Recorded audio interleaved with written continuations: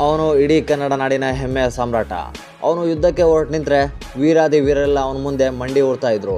ಅವನ ಪಟ್ಟದ ಕುದುರೆ ಹಿಮಾಲಯದ ತಪ್ಪಲಲ್ಲಿ ಗಂಗಾ ನದಿಯ ನೀರನ್ನು ಕುಡಿದಿತ್ತಂತೆ. ಅವನ ಯುದ್ಧಾನೆಗಳು ತಮ್ಮ ಮೈಗಂಟಿಕೊಂಡಿದ್ದ ಶತ್ರುಗಳ ನೆತ್ತರನ್ನು ಗಂಗೆಯ ಶುದ್ಧಾತಿ ಶುದ್ಧ ನೀರಲ್ಲಿ ತೊಳ್ಕೊಂಡಿದ್ವಂತೆ.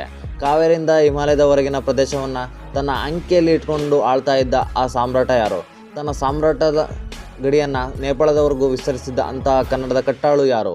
ಅವನ ಆಡಳಿತ ಯಾವಾಗ ನಡೆದಿತ್ತು? ನಿಜಕ್ಕೂ ಅವನು ಹಿಮಾಲಯದವರೆಗೂ ತನ್ನ ದಿಗ್ವಿಜಯನ ಯಶಸ್ವಿಯಾಗಿ ಮುಗಿಸಿದ್ದು ಹೇಗೆ ಅನ್ನೋ ಕುತೂಹಲಕಾರಿ ವಿಷಯಗಳನ್ನು ನಾವಿಲ್ಲಿ ತಿಳಿದುಕೊಳ್ಳೋಣ. ಅವನು ಯುದ್ಧಕ್ಕೆ ಹೊರಟು ನಿಂತರೆ ಅರಿಕೇಸರಿಗಳೆಲ್ಲ ತಲೆಬಾಗ್ತಾ ಇದ್ದರು. ತನ್ನ ಅಣ್ಣನನ್ನು ಬದಿಗೆ ಸರಿಸಿ ಸಿಂಹಾಸನವನ್ನು ಏರಿದ ಆ ಮಹಾವೀರ ಹೋರಾಟದ ಮೂಲಕ ಸಾಮ್ರಾಟನಾಗಿ ಗುರುತಿಸಿಕೊಂಡಿದ್ದು ತುಂಬ ಆಶ್ಚರ್ಯ. 21 ವರ್ಷಗಳ ಕಾಲ ಆಡಳಿತ ನಡೆಸಿದ ಆ ಸಾಮ್ರಾಟ ಕನ್ನಡ ನಾಡಿನ ಕೀರ್ತಿಯನ್ನು ಹಿಮಾಲಯದವರೆಗೂ ಪಸರಿಸಿದ್ದ. ಕನ್ಯಾಕುಮಾರಿಯಿಂದ ಹಿಡಿದು ಕಾಶ್ಮೀರದವರೆಗೆ, ಬನಾರಸ್ನಿಂದ ಹಿಡಿದು ಬರೋಸ್ನವರೆಗೆ ಭೂಮಿಯ ಮೇಲೆ